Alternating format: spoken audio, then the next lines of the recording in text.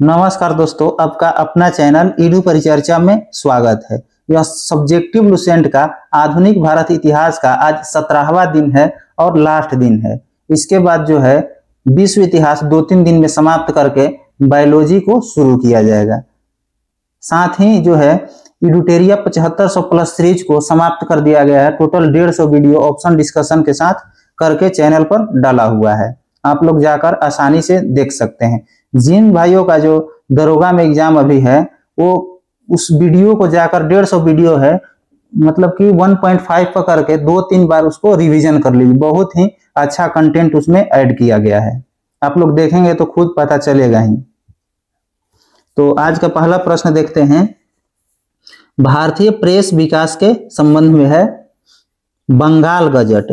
यह James August Hickey के द्वारा शुरू किया गया था 1780 में। कहाँ शुरू किया गया था? तो कोलकाता में शुरू किया गया था। और इस पे विशेष बिंदु यहाँ पे दिया हुआ है कि यह भारत का प्रथम साप्ताहिक अंग्रेजी समाचार पत्र था। भारत का प्रथम साप्ताहिक अंग्रेजी समाचार पत्र पूछा जाएगा तो बंगाल गजट हो जाएगा। उसके बाद है India Gazette. Louis Henry Louis Vivian Derozio, यह 1787 में आया था। और कहाँ पर? तो कोलकाता में, मतलब कि इसका शुरुआत किया गया था इंडिया गजट का। आगे है मद्रास कुरियर। यह किसके द्वारा? तो रिचर्ड जॉनसन के द्वारा तैयार किया गया था। रिचर्ड जॉनसन के द्वारा 1784 में। और कहां पर? तो यह मद्रास में। मद्रास से प्रकाशित प्रथम समाचार पत्र पूछेगा, मद्रास से प्रकाशित प्रथम समाचार पत्र कौन हो जाएगा? मद्रास कुरियर हो जाएगा। किसके द्वारा? रिचर्ड जॉनसन के द्वारा। आगे है बॉम्बे हेराल्ड या बॉम्बे गजट। यह किसके द्वारा स्थापित किया गया था? तो विलियम एस वर्नर के द्वारा 1789 में। और यह कहाँ किया गया था? तो मुंबई में। 1789 से 91 दिया हुआ है मुंबई में। और इसके बारे में बिंदु दिया हुआ है मुंबई से प्रकाशित प्रथम समाचार पत्र। मुंबई से प्रकाशित प्रथम समाचार पत्र बॉम्बे हेराल्ड हो जाएगा। यहाँ पे मद्रास से प्रकाशित प्रथम समाचार पत्र कौन हो जाएगा? मद्रास कुरियर हो जाएगा। तथा भारत का प्रथम साप्ताहिक अंग्रेजी समाचार पत्र हो जाएगा बंगाल गजट। उसके बाद है दिग्दर्शन। दिग्दर्शन के संस्थापक पूछा जाएगा तो जॉन क्लार्क मार्समैन। यह 1818 ईस्वी में, यह कलकत्ता में। तथा प्रथम बांग्ला मासिक था यह। प्रथम बांग्ला मासिक पूछा जाएगा तो दिग्दर्शन हो जाएगा। आगे है समाचार दर्पण। यह विलियम कैरी के द्वारा शुरू किया। विलियम कैरी, यह भी कहाँ पे? तो कोलकाता में 1818 ईस्वी में। 1818 ईस्वी में प्रथम बांग्ला साप्ताहिक समाचार पत्र था। प्रथम बांग्ला साप्ताहिक समाचार पूछा जाएगा तो समाचार दर्पण हो जाएगा। प्रथम बांग्ला मासिक पूछा जाएगा तो दिग्दर्शन हो जाएगा। दोनों को ध्यान रखना है। आगे है मिरातुल अखबार। यह बहुत ही महत्वपूर्ण है। राजा राम मोहन राय के द्वारा इसको शुरू किया गया था 1822 में। कब? 1822 में। यह भी कलकत्ता में। तथा प्रथम फारसी पत्रिका था यह। पूछा जाएगा प्रथम फारसी पत्रिका कौन था? तो मिरातुल अखबार। किसके द्वारा? राजा राम मोहन राय के द्वारा 1822 ईस्वी में शुरू किया गया था। जाम ए जहनुमा, यह एक अंग्रेज फर्म के द्वारा तैयार किया गया था 1822 में। कहां पर? तो कोलकाता में। तथा इसका मुख्य बिंदु क्या है? तो उर्दू में प्रथम समाचार पत्र। उर्दू में प्रथम समाचार पत्र कौन हो जाएगा? जाम ए जहनामा।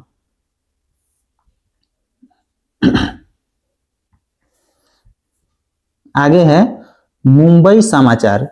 इसको किसने शुरू किया?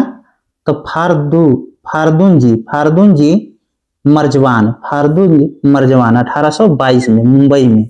गुजराती में प्रथम समाचार पत्र था तथा अंग्रेजी में भी यह प्रकाशित होता था। उसके बाद है उदंत मार्तंड। यह किसके द्वारा शुरू किया गया था? तो जुगुल किशोर शुक्ल के द्वारा। 1826 ईस्वी में। कहां पर? तो कोलकाता में। और इसका मुख्य बिंदु क्या है? तो हिंदी का प्रथम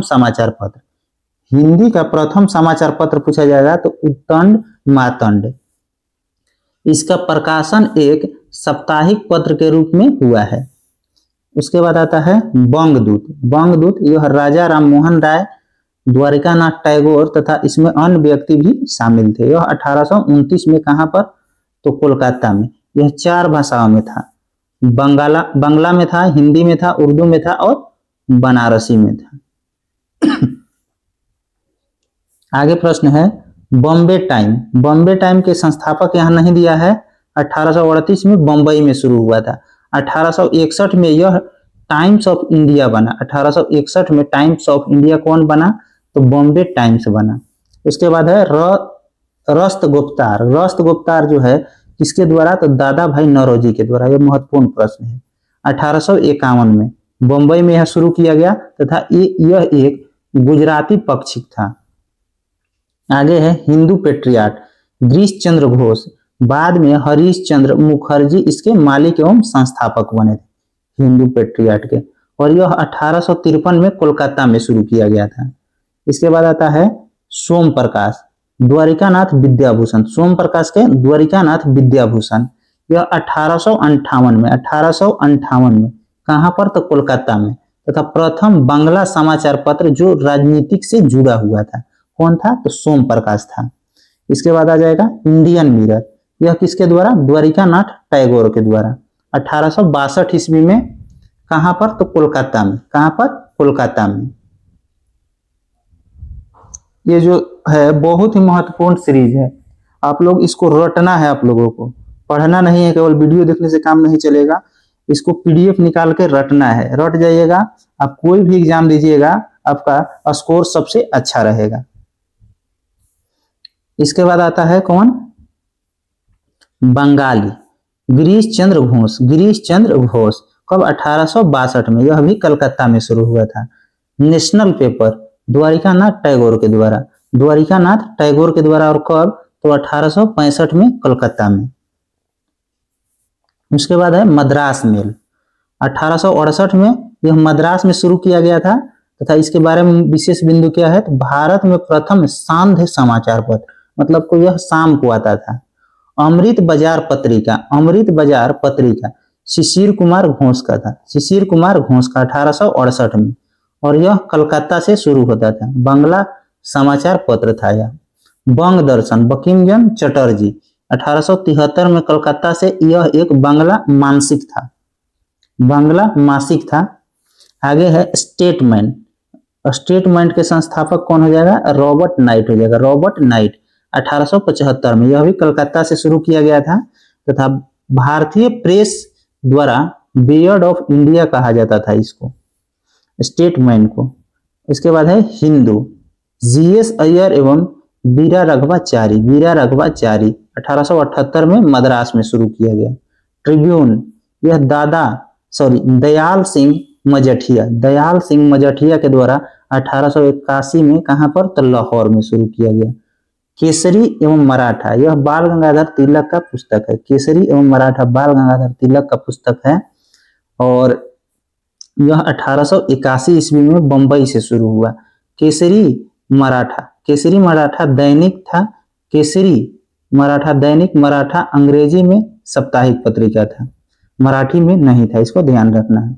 स्वदेश मित्रम, यह जीएस अय्यर के द्वारा। स्वदेश मित्रम जीएस अय्यर के द्वारा कहां पर? तो मद्रास में। उसके बाद लीडर है मदन मोहन मालवीय के द्वारा। लीडर महत्वपूर्ण प्रश्न है। लीडर मदन मोहन मालवीय के द्वारा 1909 में इलाहाबाद से, इसको इलाहाबाद से। यह एक अंग्रेजी समाचार पत्र था। उसके बाद है सुधारक गोपाल गणेश अयंगर। और यह कहां से शुरू हुआ था? तो यह हुआ था पुणे से शुरू हुआ था, और यह मराठी भाषा में था। किस भाषा में था? तो मराठी भाषा में था। आगे प्रश्न हो जाएगा बंगाल गजट। बंगाल गजट को देखते हैं क्या है।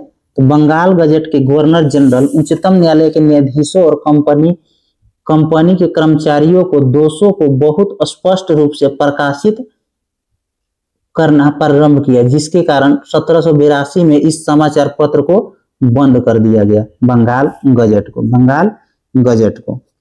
उसके बाद कौन है? 2 नंबर पे था बंगदूत। यहाँ पे आप लोग देखिएगा 1 2 यहाँ पे ऐसे लिखा हुआ है, उसी के अनुसार यहाँ पे पॉइंट दिया हुआ है। तो दूसरा जो लिखा हुआ था बंगदूत, पॉइंट दिया हुआ था। बंगदूत भारत की पहली ऐसी पत्रिका थी जो एक साथ 4 भाषाओं में प्रकाशित होती थी। यह सब पॉइंट है, बहुत ही महत्वपूर्ण है, इसको देखते चलना है। इसकी अंग्रेजी संस्करण हिंदू हेराल्ड के नाम से प्रकाशित होता था। उसके बाद है तीसरा पे कौन है देखते हैं हम। तीसरा पे है अमृत बाजार पत्रिका। अमृत बाजार पत्रिका तीसरा नंबर बांग्ला समाचार पत्र के रूप में शुरू हुआ था। अमृत बाजार पत्रिका जो है बांग्ला समाचार पत्र के रूप में शुरू हुआ, लेकिन यह वर्नाक्यूलर प्रेस एक्ट से बचने के लिए 1878 में अंग्रेजी समाचार पत्र बन गया था। उसके बाद है चौथा पे कौन है देखते हैं। चौथा पे केसरी और मराठा दिया गया है।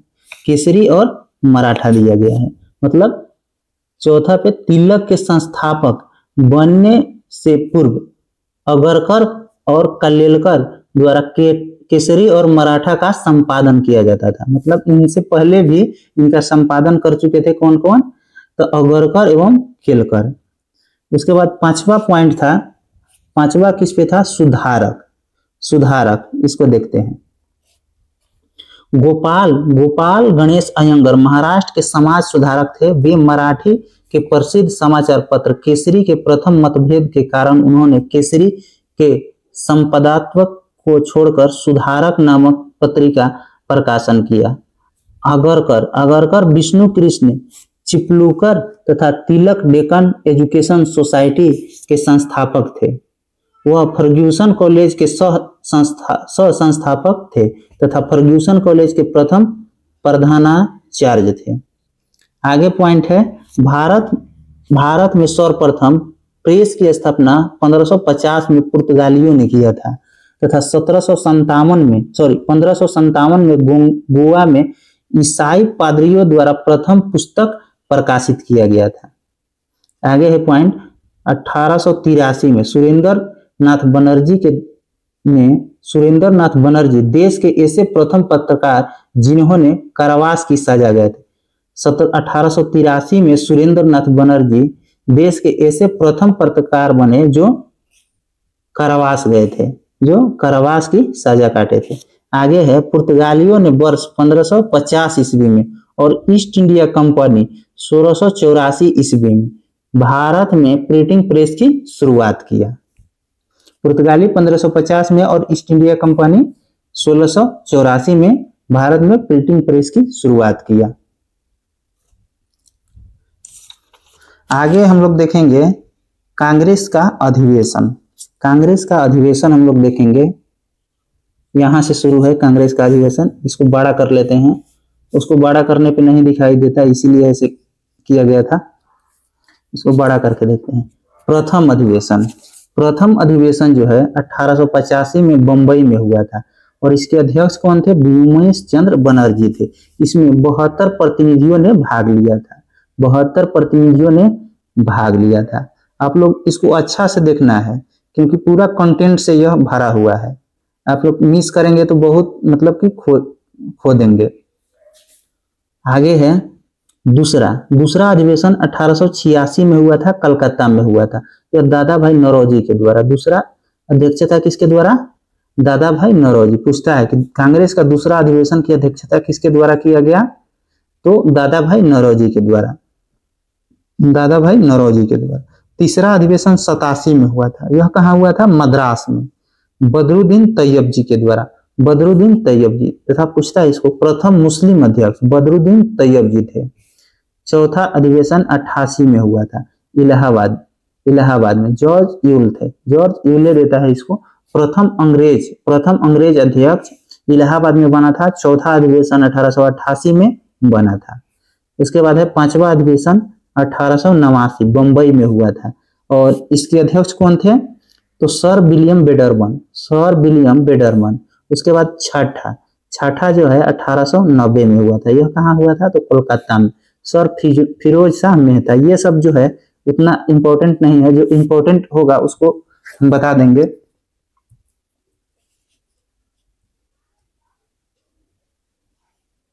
आगे है सातवां अधिवेशन 1891 में नागपुर में पी आनंद चार्लू के द्वारा इसकी अध्यक्षता किया गया था तथा आठवां अधिवेशन जो था इलाहाबाद में था। 1892 में, और इसकी अध्यक्षता भीमेश चंद्र बनर्जी ने किए थे, भीमेश चंद्र बनर्जी ने। उसके बाद आता है नौवा अधिवेशन। नौवा अधिवेशन 1893 में लाहौर में, और किसके द्वारा? तो दादा भाई नौरोजी के द्वारा, दादा भाई नौरोजी के द्वारा। 10वां अधिवेशन 1894 में हुआ था, कहाँ? तो मद्रास में, और इसकी अध्यक्षता अल्फ्रेड वेब के द्वारा, अल्फ्रेड वेब के द्वारा। वेब ब्रिटिश संसद के एक आयरिश सदस्य थे। आगे है 11वां 1895 में पूना में हुआ था, सुरेंद्रनाथ बनर्जी के द्वारा, सुरेंद्रनाथ बनर्जी के द्वारा। देखिए ये वाला जो है प्रश्न बहुत ही महत्वपूर्ण है। ये 12वां अधिवेशन कहाँ हुआ था, कब हुआ था? 1896 में, और यह कलकत्ता में हुआ था, और इसकी अध्यक्षता पूछता है 1896 वाला के, तो रहमतुल्लाह सियानी हो जाएगा। और पहली बार वंदे मातरम इसमें गाया गया था, पहली बार वंदे मातरम गीत जो है गाया गया था 1896 के कोलकाता अधिवेशन में, जिसकी अध्यक्षता किसने किया था? रहमतुल्लाह सियानी। आगे है 13वां 1897 में अमरावती में सी शंकरन नायर के द्वारा किया गया। उसके बाद 14वां आ जाएगा, 14वां हो जाएगा 1898 में मद्रास में हुआ था, आनंद मोहन बोस थे। 15वां 1899 में यह लखनऊ में हुआ था, और रमेश चंद्र दत्त थे इसके अध्यक्ष। उसके बाद 16वां हो जाएगा 1900 ईस्वी में, यह लाहौर में हुआ था, एमजी चंद्रावरकर इसके अध्यक्ष थे। उसके बाद है 17वां 1901 में कोलकाता में हुआ था, दिनसा इंदुलजी वाचा ने इसकी अध्यक्षता किया था। उसके बाद 18वां है 1902 ईस्वी में, 18वां 1902 ईस्वी में, यह अहमदाबाद में हुआ था, और इसकी अध्यक्षता सुरेंद्रनाथ बनर्जी ने किए थे। इसके बाद कौन है? 19वां 1903 में मद्रास में लाल मोहन घोष। उसके बाद 20वां है 1904 में बंबई में हुआ था, सर हेनरी काटन। और ये देखिए ये वाला जो है 21वां महत्वपूर्ण है, 1905 में कहाँ हुआ था? बनारस में, और इसकी अध्यक्षता किसने किया था? तो गोपाल कृष्ण गोखले। इसमें स्वदेशी और बहिष्कार आंदोलन का अनुमोदन किया गया था, इसीलिए यह महत्वपूर्ण हो जाता है। इसमें पूछता है कि 1905 का जो बनारस अधिवेशन हुआ था उसकी अध्यक्षता किसके द्वारा किया गया? तो गोपाल कृष्ण गोखले के द्वारा। आगे हो जाएगा 22वां देखिए यहाँ पे पॉइंट दिया हुआ है जो आगे चलकर आएगा। 22वां 1906 में यह कलकत्ता में हुआ था, कलकत्ता में दादा भाई नौरोजी इसकी अध्यक्षता किए थे, और पहली बार स्वराज का इसमें प्रयोग किया गया था, यह भी महत्वपूर्ण है। यानी कि 1905 वाला और 1906 वाला दोनों महत्वपूर्ण है। 1906 की अध्यक्षता किसने किया था? तो दादा भाई नौरोजी, और यह कलकत्ता में हुआ था। 1905 वाला कहाँ हुआ था? तो यह बनारस में हुआ था, गोपाल कृष्ण गोखले इसके अध्यक्षता किए थे। उसके बाद है 23वां 1907 में, यह भी महत्वपूर्ण है, यह सूरत में हुआ था। 1907 सूरत, रास बिहारी घोष, ये याद रखना, रास बिहारी घोष। और कांग्रेस का प्रथम विभाजन इसी में हुआ था, सूरत अधिवेशन में, बोला जाता है ना सूरत अधिवेशन में, तो यही है सूरत अधिवेशन 1907 में, रास बिहारी घोष इसके अध्यक्ष थे। आगे है 23वां 1908 में मद्रास में हुआ था, और इसका अध्यक्षता भी किसने किया था? रास बिहारी घोष। यानी कि 1907 वाला और 1908 वाला दोनों का अध्यक्षता रास बिहारी घोष जी ने किए थे। 1907 वाला सूरत में, और 1908 वाला जो है कहाँ हुआ था? मद्रास में। इसमें कांग्रेस संविधान का निर्माण किया गया था, कांग्रेस संविधान का निर्माण किया गया था। उसके बाद आता है 24वां 1909 में, यह कहाँ हुआ था? तो लाहौर में। इसकी अध्यक्षता मदन मोहन मालवीय ने की, मदन मोहन मालवीय ने।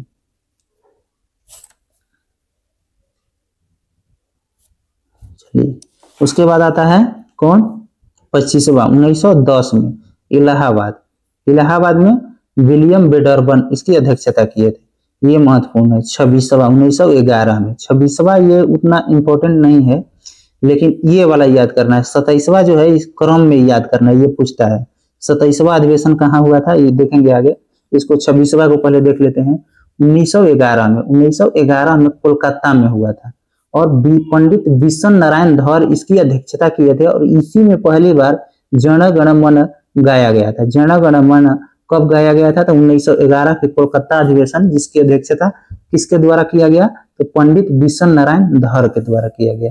उसके बाद ये वाला बहुत ही महत्वपूर्ण है अपना बिहार के एग्जाम के लिए, कि जो है 27वां अधिवेशन 1912 में बांकीपुर में हुआ था, और इसकी अध्यक्षता जो है किसने किया था, तो आर.एन. माधोलकर ने किए थे। आर.एन. माधोलकर 1912 में बांकीपुर में 27वां भी ध्यान रखना है, इसमें 27वां अधिवेशन था 1912 वाला। 28वां अधिवेशन 1913 यह कराची में हुआ था। इसके अध्यक्ष कौन थे, तो नवाब सैयद मोहम्मद बहादुर थे।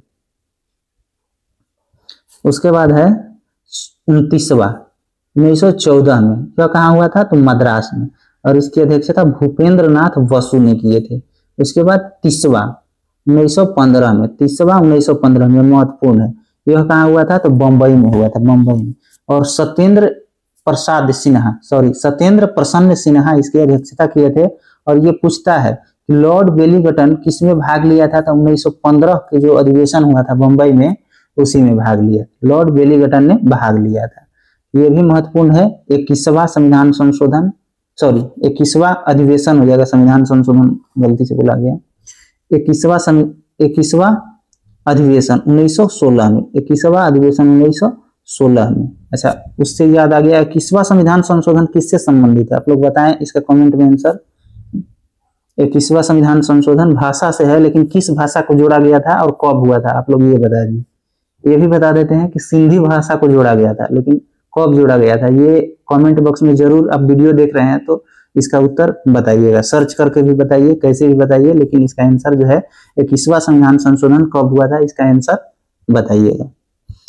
आगे है 21वां जो अधिवेशन हुआ था 1916 में, कहाँ हुआ था, तो लखनऊ में हुआ था।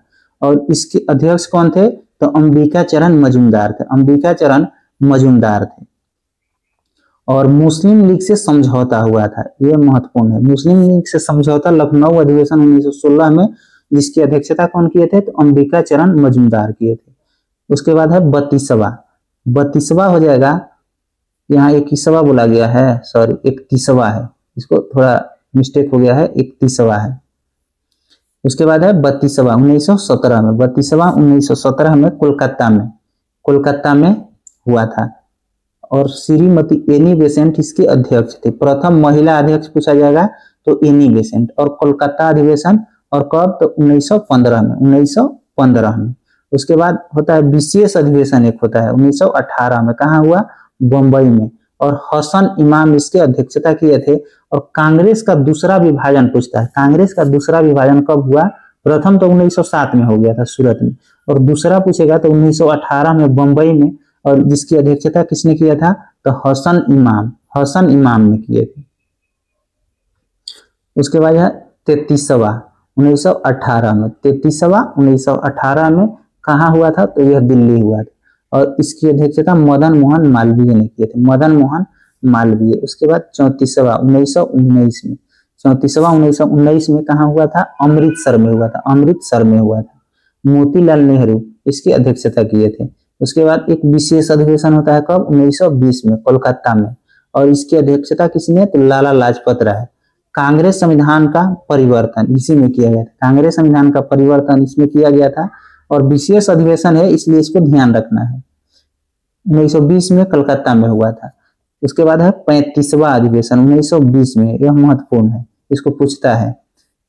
और इसी में शायद असहयोग आंदोलन को पारित किया गया था। 35वां 1920 में नागपुर का अधिवेशन था, और इसकी अध्यक्षता सीवी रघवाचार्यर ने इसकी अध्यक्षता किया था। आगे है 36वां 1921 में अहमदाबाद, हकीम अजमल खां। उसके बाद 37वां 1922 में, ये भी महत्वपूर्ण है, जैसे बिहार में ये होने वाला है ना, इसीलिए ये महत्वपूर्ण हो जाता है अपना बिहार के एग्जाम के लिए। 37वां 12 में हुआ था, 27वां हुआ था, फिर 37वां भी हुआ, गया में हुआ। और इसकी अध्यक्षता चित्तरंजन दास ने किए थे, जिनको क्या कहा जाता है, देश बंधु के नाम से जाना जाता है। आगे प्रश्न है 38वां 1923 ईस्वी में काकीनाडा, और इसकी अध्यक्षता मौलाना मोहम्मद अली ने किए थे। विशेष अधिवेशन हुआ था 1923 में, कहाँ हुआ था, तो दिल्ली में हुआ था। अबुल कलाम आजाद इसके अध्यक्ष बने थे। और सबसे युवा अध्यक्ष पूछा जाता है, सबसे युवा अध्यक्ष कौन बने थे? तो अबुल कलाम आजाद पहली बार कब बने थे? तो 1923 के विशेष अधिवेशन था और यह कहाँ हुआ था? तो दिल्ली में हुआ था। इसको ध्यान रखना है, यह भी महत्वपूर्ण हो जाता है। 39वां 1924 में बेलगांव, यह कहाँ पड़ता है? तो कर्नाटक में पड़ता है और इसकी अध्यक्षता गांधी जी ने मात्र एक बार कांग्रेस के अध्यक्ष बने थे 1924 में। उसके बाद है 40वां 1925 में, यह बहुत ही महत्वपूर्ण है। 40वां 1925 में यह कानपुर में हुआ था और इसकी अध्यक्षता जो है श्रीमती सरोजिनी नायडू ने की थी, श्रीमती सरोजिनी नायडू। और प्रथम भारतीय महिला अध्यक्ष बनी थी, प्रथम भारतीय महिला अध्यक्ष कौन बनी थी? तो श्रीमती सरोजिनी नायडू।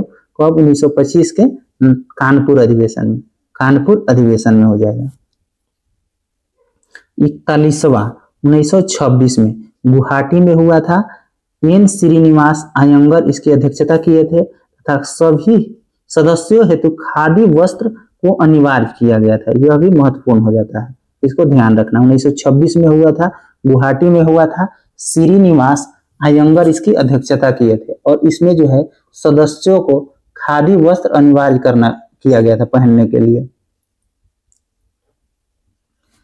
उसके बाद है 42वां 1927 में मद्रास में एम.ए. अंसारी, इसमें पूर्ण स्वाधीनता की मांग किया गया था। पूर्ण स्वाधीनता की मांग कब किया गया? तो 1927 में और इसके अध्यक्ष कौन थे? तो डॉक्टर एम.ए. अंसारी थे, एम.ए. अंसारी। उसके बाद है 43वां 42वां के बाद 43वां, यह हो जाएगा 1928 में। कहां पर? तो कोलकाता में। और इसकी अध्यक्षता किसके द्वारा किया गया? पंडित मोतीलाल नेहरू के द्वारा। 44वां 1929 में, बहुत ही महत्वपूर्ण है। कहाँ हुआ? तो लाहौर में। और पंडित जवाहरलाल नेहरू इसकी अध्यक्षता किए थे और इसी में पूर्ण स्वराज का मांग किया गया था। कांग्रेस के किस अधिवेशन में पूर्ण स्वराज का मांग किया गया? तो 1929 के लाहौर अधिवेशन, जिसकी अध्यक्षता किसके द्वारा किया गया? तो जवाहरलाल नेहरू के द्वारा किया गया। उसके बाद है 45वां 1931 में, यह भी महत्वपूर्ण है और यह कराची में हुआ था। 1931 वाला कहाँ हुआ था? तो कराची में।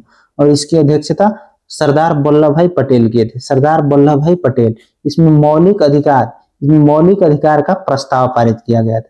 जो साइड में यहाँ लिखा गया है ना, ये सब महत्वपूर्ण वाला है, इसको मतलब कि छोड़ना नहीं है, याद कर जाना है।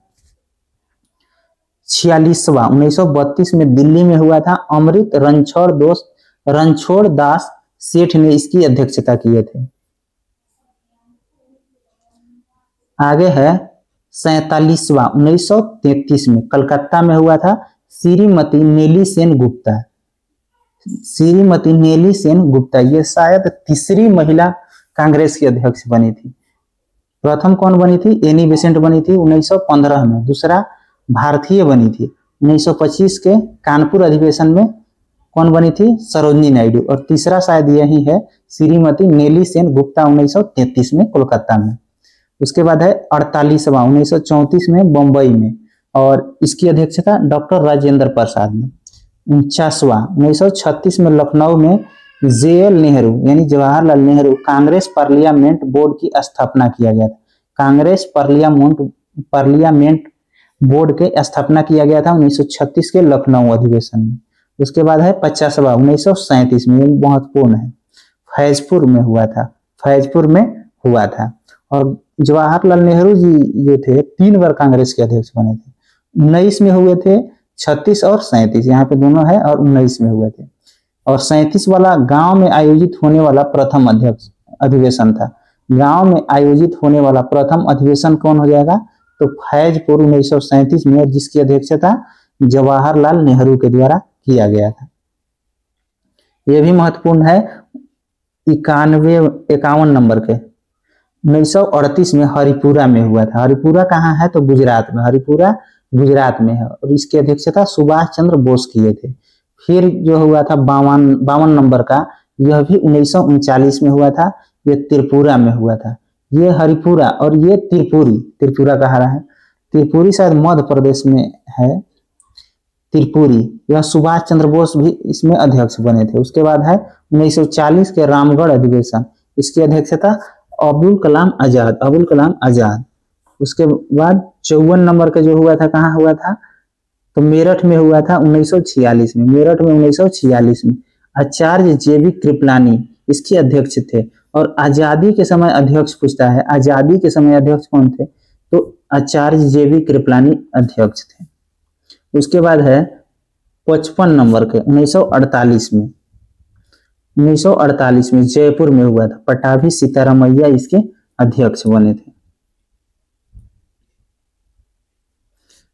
उसके बाद लास्ट है 56वां 1950 में, यह नासिक में हुआ था और इसकी अध्यक्षता पुरुषोत्तम दास टंडन, पुरुषोत्तम दास टंडन ने किए थे। देखिए जैसे वहां पर पॉइंट दिया हुआ था ना 1 2 3 ऐसे करके, तो उसका डिफाइन यहाँ किया गया है। तो जैसे एक पे था उसको देखते हैं, एक पे क्या था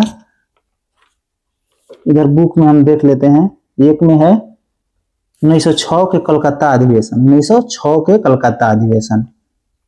इस अधिवेशन में नरमपंथी एवं गरमपंथी में मतभेद हुआ था तथा नरमपंथी रास बिहारी घोष को एवं गरमपंथी लाला लाजपत राय को कांग्रेस का अध्यक्ष बनाना चाहते थे, लेकिन अंततः दादा भाई नौरोजी अध्यक्ष बने थे। यह किस ईयर की बात है? तो 1906 वाला में, 1906 के समय कोलकाता में जो अधिवेशन हुआ था। उसके बाद दूसरा नंबर पे कौन सा है? दूसरा नंबर पे है 1907 के सूरत अधिवेशन के बारे में कहा जा रहा है। 1907 के इस अधिवेशन में 1906 के कोलकाता अधिवेशन के पास कराए गए प्रस्तावों में स्वदेशी बहिष्कार, राष्ट्रीय शिक्षा व स्वशासन को लेकर मतभेद हो गए थे, जिसके कारण कांग्रेस का विभाजन हो गया। कांग्रेस का विभाजन हो गया तथा यह नरम दल और गरम दल में बंट गया। फलस्वरूप सूरत अधिवेशन की कार्रवाई पूरी नहीं हो सकी। इसीलिए 23वें अधिवेशन को पुनः कहाँ कराया गया? तो मद्रास में कराया गया था। पुनः कहाँ कराया गया? तो मद्रास में कराया गया। उसके बाद है तीसरा पॉइंट जो है, तीसरा पॉइंट है बांकीपुर जो पटना में हुआ था।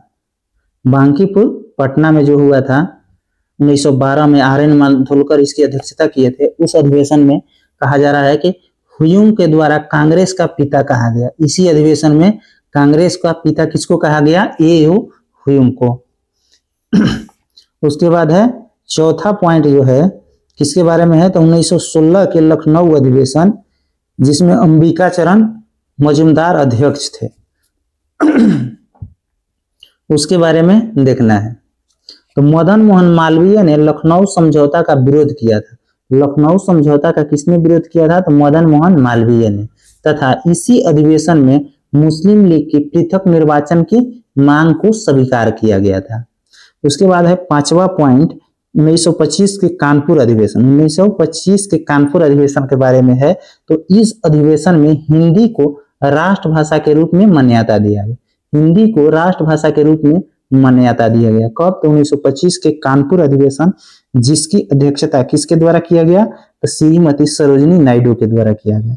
उसके बाद है छठवा, यह 1931 के कराची अधिवेशन के बारे में है। तो कराची अधिवेशन में गांधी जी ने कहा था कि गांधी मर सकता है, गांधी मर सकते हैं, परंतु गांधीवाद हमेशा जिंदा रहेगा। यह 1931 के कराची अधिवेशन, जिसकी अध्यक्षता किसने किया था? तो वल्लभ भाई पटेल ने किए थे। वल्लभ भाई पटेल ने किए थे। उसके बाद है 7वां पॉइंट, यह हरिपुरा जो गुजरात में हुआ था 1938 में, सुभाष चंद्र बोस जिसका अध्यक्ष थे उसके बारे में है। तो सुभाष चंद्र बोस ने अपनी कार्यकारिणी के गठन के प्रश्न पर गांधी जी से विवाद हो जाने के कारण त्याग पत्र दे दिए थे। तब राजेंद्र प्रसाद कांग्रेस के अध्यक्ष बनाया गया। यहाँ पे कांग्रेस के अधिवेशन से संबंधित कुछ अन्य तथ्य दिया हुआ है। तो पहली बार महिलाओं को कांग्रेस के 1889 के बम्बई अधिवेशन में भाग लिया। पहली बार महिलाओं ने कांग्रेस के 1889 के बम्बई अधिवेशन में भाग लिया तथा प्रथम महिला जिसने कांग्रेस अधिवेशन को संबोधित किया कौन थी? तो कादम्बिनी गंगोली थी। कादम्बिनी गंगोली, कलकत्ता के 1890 में। कांग्रेस के अंग्रेज अध्यक्ष कौन कौन थे? तो पहला था जॉर्ज यूले, इलाहाबाद 88 में, विलियम बेडरबन 1889 में और 1910 में। उसके बाद है अल्फ्रेड वेब 1894 में। उसके बाद हेनरी कॉटन बंबई में 1804 में, मतलब कि 4 अध्यक्ष जो बना था अंग्रेज था। 1935 के कांग्रेस का कोई अधिवेशन नहीं हुआ था 1935 में। उसके बाद है 1900 राजेंद्र प्रसाद जो है 1947 में दिल्ली में हुई विशेष अधिवेशन के अध्यक्ष थे। इसके बाद है ब्रिटिश कालीन आयोग और समितियां, ब्रिटिश कालीन आयोग एवं समितियां। आज थोड़ा वीडियो जो है लंबा होगा, थोड़ा आप लोग मैनेज करिएगा, नहीं तो 2-3 दिन इसी में लग जाता, क्योंकि लिखना नहीं था इसलिए ये थोड़ा जल्दी हो रहा है। लिखने में टाइम लगता है, करीब 3 दिन इसमें लगता, जो 1 दिन में समाप्त हो रहा है। इसमें लिखने लायक भी कुछ नहीं बन रहा था, इसलिए पॉइंट ही सब है, इसलिए डायरेक्ट इसको पीडीएफ बनाकर करा दे रहे हैं। इनाम आयोग 1852 में, और इसके अध्यक्ष कौन थे? इनाम थे। और किसके समय में आया था? तो डलहौजी के समय में आया था। जो किससे संबंधित था? तो भूमि संबंधी विवेचना से। उसके बाद है दुर्भिक्ष आयोग 1880 में रिचर्ड स्टेची, और यह किसके समय में आया था? तो लिटन के समय में। पूछता है कि अकाल आयोग का गठन किसके समय में हुआ था, मतलब कि दुर्भिक्ष आयोग का, तो 1880 में रिचर्ड स्टेची की अध्यक्षता में लॉर्ड लिटन के समय में हुआ था, अकाल निवारण के विचार हेतु। उसके बाद है हंटर आयोग 1882 में, विलियम हंटर इसके अध्यक्ष थे, और गवर्नर कौन था? तो लॉर्ड रिपन था। और शिक्षा के विकास के लिए हंटर आयोग का गठन किया गया था।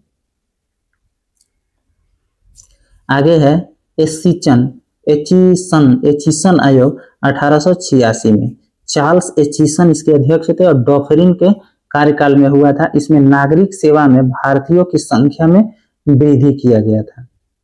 उसके बाद है अफीम आयोग कब आया था? 1893 में। तो किसके समय में आया था? तो लैंसडाउन के समय में। अफीम सेवन को रोकने हेतु 1893 में अफीम आयोग आया, लॉर्ड लैंसडाउन के कार्यकाल में आया। आगे है हर्सेल समिति 1893 में, और इसके अध्यक्ष कौन थे? हर्सेल थे। और किसके समय में आया था? तो लैंसडाउन के समय में आया था। टकसाल संबंधी सुझाव इसी में दिए थे। आगे है दुर्भिक्ष आयोग, फिर एक दुर्भिक्ष आयोग आया जो 1898 में जेम्स लॉयल, और इसकी अध्यक्षता किसके द्वारा? एल्गिन। अध्यक्षता हो गया जेम्स लॉयल के द्वारा। और कांग्रेस के नहीं, वायसराय कौन था? वायसराय या गवर्नर जनरल कौन था? तो एल्गिन था, एल्गिन। इसमें प्रथम दुर्भिक्ष आयोग की रिपोर्ट पर विचार किया गया था।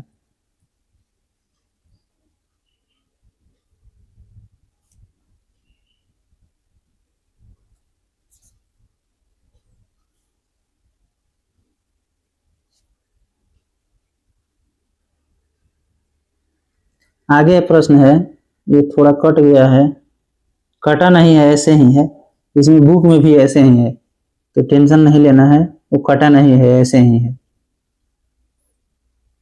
देखते हैं दुर्भिक्ष आयोग 1901 में, एंथनी मैकडोनाल्ड, यह लॉर्ड कर्जन के समय में द्वितीय दुर्भिक्ष आयोग का रिपोर्ट पर सुझाव आया था। उसके बाद है सिंचाई आयोग 1901 में, वोल्विन स्कॉट की अध्यक्षता में लॉर्ड कर्जन के समय में सिंचाई में सुधार हेतु द्वितीय विचार के लिए आया था। उसके बाद है विश्वविद्यालय आयोग, यह बहुत ही महत्वपूर्ण है, 1902 में थॉमस रेले की अध्यक्षता में, और किसके समय में? तो लॉर्ड कर्जन के समय में भारतीय विश्वविद्यालय पर की स्थिति पर मतलब विचार करने के लिए आया था।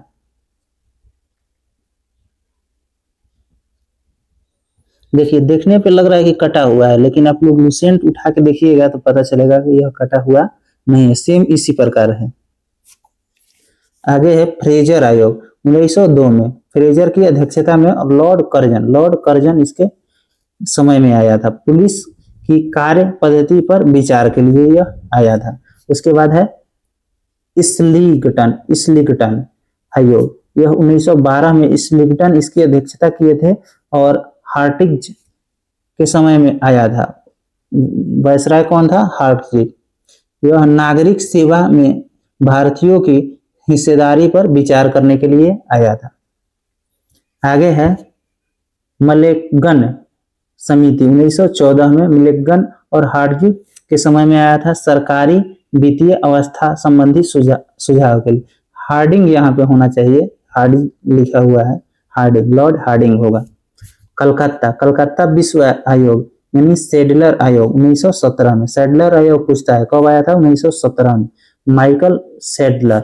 और किसके समय में आया था, तो जेम्स फोर्ड के समय में। कलकत्ता विश्वविद्यालय में दोषों की जांच के लिए यह आया था। आगे है भारतीय छटनी समिति 1923 में। लॉर्ड इंचकैप की अध्यक्षता में लॉर्ड रीडिंग के समय में आया था शिक्षा संबंधी विचार हेतु। उसके बाद है ली आयोग 1924 में। यह बहुत ही महत्वपूर्ण है, पूछता है ली आयोग। लॉर्ड ली की अध्यक्षता में लॉर्ड रीडिंग के समय में और लोक सेवा आयोग का गठन हुआ था। इसी के मतलब कि सिफारिश पे हुआ था। कब गठन हुआ था, तो 1926 में। आगे हो जाएगा सैंडहर्स्ट 1925 में। एंड्रूज स्किन और लॉर्ड रीडिंग के समय में आया था। यह भारतीय सेना का भारतीयकरण पर विचार के लिए आया था। उसके बाद है बटलर, यह महत्वपूर्ण है। बटलर 1927 में, इसको याद करना है। हरकोट बटलर इसके अध्यक्ष थे और लॉर्ड इरविन के समय में आया था। और इसमें क्या था, तो देशी राज्यों व अंग्रेज सरकार के बीच संबंध पर विचार के लिए यह आया था। उसके बाद है साइमन कमीशन, ये तो सब कोई जानता है, महत्वपूर्ण है। 1927 में आया था। 1927 में गठन हुआ था लॉर्ड साइमन की अध्यक्षता में। और उस समय गवर्नर जनरल कौन था, तो लॉर्ड इरविन था। और 1919 ईस्वी के अधिनियम की समीक्षा हेतु साइमन कमीशन का गठन हुआ था। लिनलिथगो आयोग 1928 में। लिनलिथगो यह इरविन के समय में आया था और यह कृषि संबंधी था। उसके बाद है व्हिटले आयोग 1928 में। J.H. व्हिटले की अध्यक्षता में लॉर्ड इरविन के समय में आया था श्रमिकों की स्थिति पर विचार के लिए। उसके बाद है लिंडसे आयोग 1929 में। लिंडसे की अध्यक्षता में लॉर्ड इरविन के समय में और भारत में मशीनरी शिक्षा के विकास हेतु यह आयोग आया था। आगे है भारतीय वैधानिक आयोग। भारतीय वैधानिक आयोग यह 1929 में फिलिप हर्टोग और की अध्यक्षता में और किसके समय में, तो लॉर्ड इरविन के समय में आया था। शिक्षा की स्थिति की समीक्षा हेतु यह आया था। उसके बाद है सप्रू समिति, यह 1934 में। सप्रू समिति 1934 में, तेज बहादुर सप्रू। और यह किसके समय में हुआ था, तो लॉर्ड वेलिंगटन। इसमें बेरोजगारी की समस्या को समीक्षा के लिए यह आयोग आया था। आगे है भारतीय परिसीमन समिति 1935 में। लॉरी हेमंड और किसके समय में आया था, तो लॉर्ड वेलिंगटन। निर्वाचन क्षेत्रों की अवस्था हेतु यह आयोग आया था। आगे है राष्ट्रीय योजना समिति, यह महत्वपूर्ण है, इसको याद करना है। 1938 में जवाहरलाल नेहरू इसकी अध्यक्षता किए थे तथा गवर्नर जनरल पूछा जाएगा तो लॉर्ड लिनलिथगो आर्थिक योजना से संबंधित है। राष्ट्रीय योजना समिति की स्थापना 1938 में जवाहरलाल नेहरू की अध्यक्षता में किया गया था। आगे है क्रिप्स आयोग 1942 में। स्टोफर्ड क्रिप्स के द्वारा किसके समय, लॉर्ड लिनलिथगो के समय, भारत के राजनीतिक गतिरोध को दूर करने के लिए। इसके बाद है कैबिनेट आयोग 1946 में और इसके अध्यक्ष पूछता है। कैबिनेट आयोग के अध्यक्ष कौन है, तो पैथिक लॉरेंस। पीछे भी वीडियो में बताया गया है पैथिक लॉरेंस। और किसके समय में आया था, तो लॉर्ड वेवेल। और इसमें जो है क्या कहा गया था, तो भारतीयों को सत्ता स्थानांतरित करने हेतु विचार किया गया था। उसके बाद है दुर्भिक्ष जांच आयोग 1943 में, सर चार्ल्स वुड्स के द्वारा। और किसके समय में, लॉर्ड वेवेल के द्वारा, बंगाल के अकाल के कारणों पर विचार हेतु। उसके बाद कौन हो जाएगा, सर्जेंट आयोग 1944 में, जॉन सर्जेंट। और किसके समय में आया था, तो लॉर्ड वेवेल के समय में आया था, शिक्षा के विकास हेतु। आगे है उपाधि प्राप्तकर्ता एवं दाता, यह बहुत ही महत्वपूर्ण है, इसको रटना है, केवल पढ़ना नहीं है, इसको रट जाना है। आगे है गुरुदेव गुरुदेव जो उपाधि था किसको मिला था? तो रविंद्रनाथ टैगोर को। और किसने दिया था? तो महात्मा गांधी जी ने। महात्मा गांधी, महात्मा जो है, महात्मा गांधी को किसने कहा था? तो रविंद्रनाथ टैगोर ने। रविंद्रनाथ टैगोर ने। और सुभाष चंद्र बोस को नेताजी किसने कहा था? तो एडोल्फ हिटलर ने। आगे है वल्लभ भाई पटेल को सरदार की उपाधि किसने दिया था? तो बारदोली की महिलाओं की तरफ से गांधी जी दिए थे। उसके बाद है डॉक्टर राजेंद्र प्रसाद को देश रत्न या अजात शत्रु किसने कहा था? तो महात्मा गांधी। उसके बाद है मोहम्मद अली जिन्ना को कायदे आजम किसने कहा था? तो महात्मा गांधी ने। उसके बाद आ जाएगा सुभाष चंद्र बोस को देश नायक किसने कहा था? तो रविंद्रनाथ टैगोर ने। स्वामी विवेकानंद किसने कहा था? स्वामी विवेकानंद तो महाराजा खेतड़ी। आगे है महात्मा गांधी को राष्ट्रपिता किसने कहा था? महात्मा गांधी को राष्ट्रपिता सुभाष चंद्र बोस ने। उसके बाद लास्ट है राजा राम मोहन राय को राजा की उपाधि किसने दिया था? तो अकबर द्वितीय ने दिया था। इसके बाद है कुछ लड़ाइयां जो महत्वपूर्ण है, देखते हैं। अब थोड़ा ही बचा हुआ है, 1-1.5 पेज। भारत की ऐतिहासिक लड़ाइयां और उसका परिणाम को देखते हैं। तराइन का प्रथम युद्ध कब हुआ? 1191 में। पृथ्वीराज ने मोहम्मद गोरी को हराया था। किसमें हराया? तो तराइन के प्रथम युद्ध। तराइन का द्वितीय युद्ध 1192 में हुआ, 1192 में, जिसमें मोहम्मद गोरी ने पृथ्वीराज चौहान को हराया था। उसके बाद कौन हो जाएगा? चंदावर का युद्ध, यह 1194 में। मोहम्मद गोरी ने जयचंद को हराया। उसके बाद आ जाएगा पानीपत की प्रथम लड़ाई। 1526 ईस्वी में बाबर ने इब्राहिम लोदी को हराया। उसके बाद कौन है? खानवा का युद्ध, यह 1527 में बाबर ने राणा सांगा को हराया था। उसके बाद आता है चंदेरी का युद्ध, यह 1528 में बाबर ने मेदिनी राय को हराया। मेदिनी राय को, चंदेरी के युद्ध। उसके बाद है घाघरा का युद्ध 1529 ईस्वी में बाबर ने अफगानों को हराया था। उसके बाद है चौसा का युद्ध कब हुआ? 1539 में शेर शाह ने हुमायूं को हराया था। कनौज का युद्ध, यह कब हुआ था? तो 1540 में। कनौज का युद्ध 1540 में शेर शाह ने हुमायूं को हराया था। आगे है पानीपत की दूसरी लड़ाई, यह कब हुआ? 1556 में अकबर ने हेमू को हराया पानीपत की दूसरी लड़ाई में। उसके बाद आता है तालीकोटा का युद्ध, यह कब हुआ? 1565 में। ये वाला छूट गया क्या? पानीपत की दूसरी लड़ाई 1556 में अकबर ने हेमू को हराया था। तालीकोटा का युद्ध हुआ 1565 में। विजयनगर साम्राज्य का पतन इसी युद्ध के कारण हुआ था, तालीकोटा का युद्ध के कारण। हल्दी घाटी का युद्ध 1576 अकबर ने महाराणा प्रताप को हराया था। उसके बाद है कोलाचेल की लड़ाई 1741 में त्रावणकोर के राजा मार्तंड वर्मा ने डच ईस्ट इंडिया कंपनी को हराया था। उसके बाद है पलासी का युद्ध 1757 में। प्लासी का युद्ध 1757 में अंग्रेज ने सिराजुद्दौला को हराया था। अंग्रेज ने किसको हराया था? सिराजुद्दौला को। वांडीवास का युद्ध कब हुआ? 1760 ईस्वी में। वांडीवास का युद्ध 1760 में, जिसमें फ्रांसीसी की पराजय हुई थी। उसके बाद है पानीपत की तीसरी लड़ाई कब हुआ था? 1761 में अहमद शाह अब्दाली ने मराठों को हराया था। अहमद शाह अब्दाली ने किसको हराया था? तो मराठों को हराया था। पानीपत की तीसरी लड़ाई जो 1761 ईस्वी में हुआ था। बक्सर का युद्ध बक्सर का युद्ध 1764 में, बक्सर का युद्ध 1764 में अंग्रेज ने मीर कासिम को हराया था।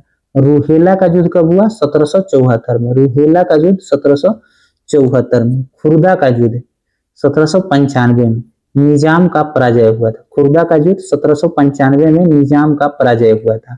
प्रथम स्वतंत्रता संग्राम 1857 में, 1857 में। भारत चीन युद्ध 1962 में, 1962 में। प्रथम भारत पाक युद्ध 1965 में, 1965 में। द्वितीय भारत पाक युद्ध 1971 में, 1971 में। आगे यहाँ दिया हुआ है नोट में, प्रथम विश्व युद्ध 1914 से 18 तथा द्वितीय विश्व युद्ध 1939 से 45 के बीच में हुआ था।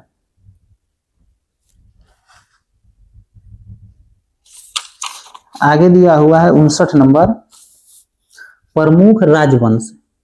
प्रमुख राजवंश संस्थापक और उसकी राजधानी दिया हुआ है। ये जो है बहुत महत्वपूर्ण है, इसको रट जाना है। ये हर एक एग्जाम में एक प्रश्न तो फिक्स है इसमें से। हर्यक वंश के संस्थापक बिंबिसार हो जाएगा, बिंबिसार। और राजधानी कहाँ हो जाएगा? तो राजगिरी।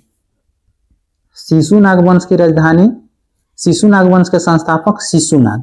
राजधानी कहाँ हो जाएगा? वैशाली। नंद वंश के संस्थापक महापद्म नंद और राजधानी पाटलिपुत्र, पाटलिपुत्र। मौर्य वंश के संस्थापक चंद्रगुप्त मौर्य, चंद्रगुप्त मौर्य और राजधानी पाटलिपुत्र। शुंग वंश के संस्थापक पुष्यमित्र शुंग, पुष्यमित्र शुंग और इसकी राजधानी कहाँ हो जाएगा? तो पाटलिपुत्र। आगे है कण्व वंश, इसके संस्थापक हो जाएगा वासुदेव और राजधानी पाटलिपुत्र, पाटलिपुत्र। सतवाहन वंश, इसके संस्थापक सिमुक, सतवाहन वंश के सिमुक और राजधानी प्रतिष्ठान। कुषाण वंश के संस्थापक कुजुल कटफिशेष और राजधानी पुरुषपुर पेशावर था, पुरुषपुर पेशावर। गुप्त वंश के संस्थापक श्रीगुप्त, गुप्त वंश के संस्थापक श्रीगुप्त और राजधानी पाटलिपुत्र, राजधानी पाटलिपुत्र। बकाटक वंश के संस्थापक बिंद शक्ति, बकाटक वंश के संस्थापक बिंद शक्ति और यहाँ राजधानी नहीं दिया हुआ है। मैत्रक वंश, इसके संस्थापक भट्टार्क थे, कौन? भट्टार्क। और राजधानी कहाँ थी? तो बल्लभी थी। हूण वंश के संस्थापक तोरमान, हूण वंश के संस्थापक तोरमान और राजधानी सियालकोट हो जाएगा, सियालकोट। आगे है वर्धन वंश, इसके संस्थापक कौन हो जाएगा? पुष्यभूति, पुष्यभूति वर्धन हो जाएगा। राजधानी कहाँ है? तो थानेश्वर या कनौज। पांड्य वंश, इसकी स्थापना किसने किया? नेडियोन ने, नेडियोन और राजधानी हो जाएगा मदुरई। चोल वंश के संस्थापक कौन हो जाएगा? विजयालय हो जाएगा। राजधानी कहाँ हो जाएगा? तो तंजावुर हो जाएगा। पल्लव वंश, पल्लव वंश के संस्थापक कौन था? तो सिंह बर्मन चतुर्थ या सिंह विष्णु भी देता है, इसको ध्यान रखना है। और राजधानी कहाँ हो जाएगा? तो कांचीपुरम। राष्ट्रकूट, राष्ट्रकूट वंश के संस्थापक दंती दुर्ग हो जाएगा, राष्ट्रकूट वंश के संस्थापक दंती दुर्ग और राजधानी मानखेट हो जाएगा। चालुक्य जो था कल्याणी, इसकी संस्थापक कौन था? तो तैलभ द्वितीय और राजधानी मानखेट या कल्याण हो जाएगा, मानखेट या कल्याण। दूसरा था चालुक्य बादामी और इसके संस्थापक हो जाएगा जय सिंह प्रथम, बादामी के जय सिंह प्रथम और राजधानी बतापी हो जाएगा, राजधानी बतापी। उसके बाद है चालुक्य का बेंगी वंश, इसके संस्थापक कौन हो जाएगा? बेंगी के विष्णुवर्धन, चालुक्य के बेंगी के विष्णुवर्धन संस्थापक और राजधानी कहाँ हो जाएगा? तो बेंगी हो जाएगा। आगे है होयसल, होयसल वंश के संस्थापक विष्णुवर्धन, होयसल वंश के संस्थापक विष्णुवर्धन, राजधानी द्वार समुद्र। यादव वंश के संस्थापक भीलम पंचम, यादव वंश के संस्थापक भीलम पंचम और राजधानी देवगिरी हो जाएगा। कदम वंश के संस्थापक मयूर शर्मन, कदम वंश के संस्थापक मयूर शर्मन और राजधानी कहाँ हो जाएगा? तो वनवासी हो जाएगा। काकतीय वंश बीटा प्रथम, काकतीय वंश के संस्थापक बीटा प्रथम और राजधानी कहाँ हो जाएगा? अमकोंड हो जाएगा, अमकोंड। उसके बाद है गंग वंश, गंग वंश के संस्थापक ब्रजहस्त पंचम, ब्रजहस्त पंचम और इसका राजधानी कहाँ हो जाएगा? कुलाल, कुलाल व तलकाड हो जाएगा। इसके बाद है पाल वंश, पाल वंश के संस्थापक गोपाल और राजधानी मुंगेर हो जाएगा, अपना बिहार में मुंगेर। सेन वंश के संस्थापक सामंत सेन, सेन वंश के संस्थापक सामंत सेन और राजधानी कहाँ हो जाएगा? तो लखनऊती हो जाएगा। इसके बाद आता है कारकोट वंश, संस्थापक दुर्लभ वर्धन, राजधानी नहीं दिया हुआ है। उत्पल वंश के अवंती वर्मन, उत्पल वंश के अवंती वर्मन। लोहार वंश के संग्राम राज, लोहार वंश के संग्राम राज। बर्मन, बर्मन या कामरूप वंश के पुष्य बर्मन हो जाएगा। और राजधानी कहाँ हो जाएगा? तो प्रयाग ज्योतिषपुर हो जाएगा, प्रयाग ज्योतिषपुर। गुर्जर प्रतिहार वंश के कौन हो जाएगा? गुर्जर प्रतिहार वंश के नागभट्ट प्रथम, नागभट्ट प्रथम। और राजधानी कहाँ हो जाएगा? तो कनौज हो जाएगा। गढ़वाल वंश, गढ़वाल वंश के संस्थापक कौन हो जाएगा? चंद्रदेव, गढ़वाल वंश के संस्थापक चंद्रदेव। और राजधानी कनौज हो जाएगा, राजधानी कनौज। चौहान वंश, चौहान वंश के संस्थापक वासुदेव, चौहान वंश के संस्थापक वासुदेव। और राजधानी अजमेर हो जाएगा, अजमेर। आगे है परमार वंश के संस्थापक उपेंद्र हो जाएगा। अब राजधानी धारानगरी, धारानगरी हो जाएगा। चंदेल वंश के संस्थापक कौन हो जाएगा? तो ननुक, चंदेल वंश के संस्थापक ननुक। और राजधानी खजुराहो या महोबा हो जाएगा। उसके बाद है सोलंकी वंश, मूल राज प्रथम, सोलंकी वंश मूल राज प्रथम। और राजधानी अहिलवाड़, अहिलवाड़ हो जाएगा। उसके बाद है कलचुरी वंश, संस्थापक कौन हो जाएगा? कोकल, कलचुरी वंश के संस्थापक कोकल। और जो है राजधानी कहाँ हो जाएगा? तो त्रिपुरी हो जाएगा, त्रिपुरी। गुलाम वंश, गुलाम वंश के संस्थापक कुतुबुद्दीन ऐबक, गुलाम वंश के संस्थापक कुतुबुद्दीन ऐबक। और राजधानी कहाँ हो जाएगा? तो दिल्ली में हो जाएगा। अलाउद्दीन खिलजी, सॉरी खिलजी वंश के संस्थापक जलालुद्दीन खिलजी, खिलजी वंश के संस्थापक जलालुद्दीन खिलजी, राजधानी दिल्ली हो जाएगा। तुगलक वंश के संस्थापक गयासुद्दीन तुगलक। और राजधानी इसका भी दिल्ली हो जाएगा। उसके बाद सैयद वंश, खिज्र खां हो जाएगा, सैयद वंश के खिज्र खां, राजधानी दिल्ली में ही हो जाएगा। आगे है लोधी वंश के संस्थापक बहलोल लोधी, लोधी वंश के संस्थापक बहलोल लोधी, दिल्ली राजधानी हो जाएगा। संगम वंश के संस्थापक हरिहर एवं बुका, इसकी राजधानी विजयनगर, विजयनगर। सालू वंश के संस्थापक नरसिंह हो जाएगा, सालू वंश के संस्थापक नरसिंह हो जाएगा। और राजधानी विजयनगर, राजधानी विजयनगर। तुलु वंश के संस्थापक वीर नरसिंह हो जाएगा, वीर नरसिंह।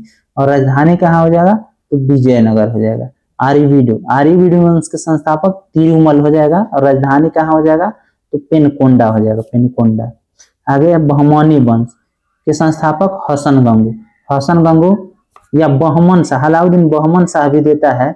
और राजधानी कहाँ हो जाएगा? गुलबर्गा यानी बीदर।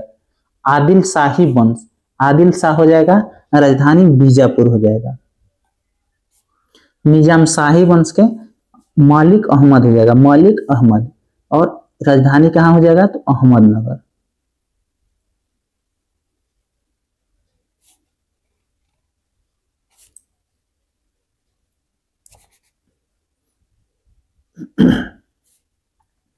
इसके बाद है इमाद शाही वंश, इसके संस्थापक फतेहुल्ला इमाद शाह, राजधानी बरार हो जाएगा। कुतुब शाही वंश, कुली कुतुब शाह, कुली कुतुब शाह, राजधानी गोलकुंडा। बरीद शाही के संस्थापक अमीर अली बरीद, अमीर अली बरीद।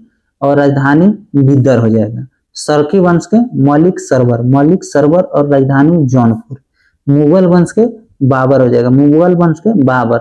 और राजधानी कहाँ हो जाएगा? दिल्ली या आगरा हो जाएगा। भोसले वंश, इसके संस्थापक शिवाजी। और राजधानी रायगढ़, राजधानी रायगढ़। इसके बाद है हैदराबाद के स्वतंत्र राज के संस्थापक निजाम उल मुल्क। और राजधानी कहाँ हो जाएगा? तो हैदराबाद, हैदराबाद हो जाएगा। फिर से ये डाटा दिया हुआ है, इसको देखते हैं। सामाजिक सुधार अधिनियम। शिशु वध पर प्रतिबंध कब आया था?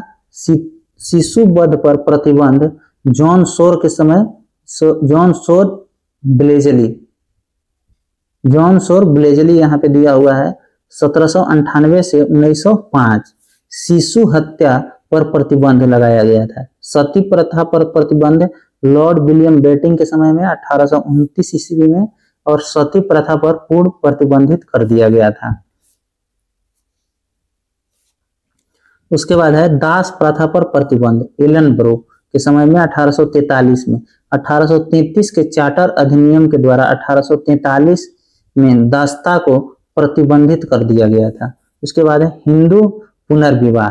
लॉर्ड कैनिंग के समय में 1856 में विधवा विवाह को अनुमति दी गई थी। विधवा विवाह को अनुमति 1856 में लॉर्ड कैनिंग के समय में। Native marriage act Northbrook 1872 में अंतरजातीय विवाह के लिए किया गया था। एज ऑफ कंसेंट एक्ट यह लैंसडाउन के समय में आया था 1891 में। इसमें विवाह के लड़की की विवाह की आयु जो है 12 वर्ष रखा गया था। उसके बाद है सरदा एक्ट, लॉर्ड इरविन के समय में आया था 1929 में। विवाह के लिए लड़की की न्यूनतम आयु कितना 14 वर्ष और लड़कों की न्यूनतम आयु 18 वर्ष रखा गया था। उसके बाद है लास्ट ही है 61 मुस्लिम सामाजिक धार्मिक आंदोलन और संगठन। फैराजी आंदोलन 1819 में फरीदपुर बंगाल में, और संस्थापक इसका कौन हो जाएगा? हाजी शरीयतुल्लाह और दादू मियां हो जाएगा। उसके बाद ताइनू आंदोलन 1839 में, यह कहाँ हुआ था? तो ढाका में हुआ था, और इसके संस्थापक कारामत अली जौनपुरी थे। आगे है दार उल उलूम 1867 में। देवबंद सहारनपुर उत्तर प्रदेश में हुआ था, और इसके संस्थापक कौन थे? तो मोहम्मद कासिम रशीद अहमद गंगोही। आगे है अलीगढ़ आंदोलन 1875 में अलीगढ़ में हुआ था, और इसके संस्थापक सर सैयद अहमद खां। उसके बाद है अहमदिया आंदोलन 1889 से 90 के बीच में फरीदकोट एवं कदियान के मरजा पर हुआ था, और किसने किया था? गुलाम अहमद। नदवातल उलेमा 1894-95 में लखनऊ में हुआ था, और किसने किया था? तो मौलाना शिबली नुमानी। और इस प्रकार जो है आज पूरे जो हिस्ट्री के पार्ट है आधुनिक भारत इतिहास समाप्त कर दिया गया। इसके बाद जो है विश्व इतिहास शुरू किया जाएगा, 3-4 दिन में ये खत्म हो जाएगा। उसके बाद जो है बायोलॉजी को शुरू किया जाएगा। धन्यवाद।